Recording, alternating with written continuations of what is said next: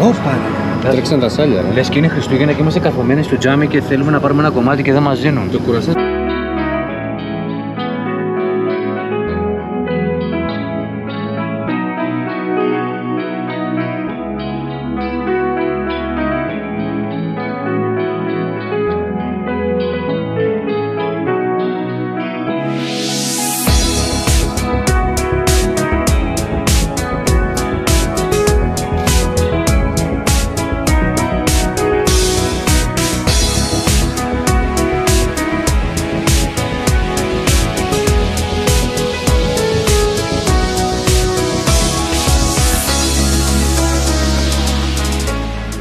Μπορείτε να φανταστείτε τι αναμνήσεις μας έχετε δημιουργήσει.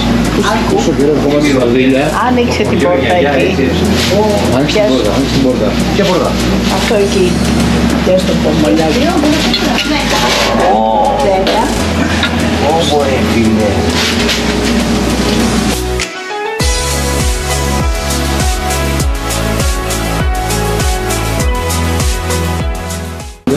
Αυτό το 32 λειτουργήσε με άδεια.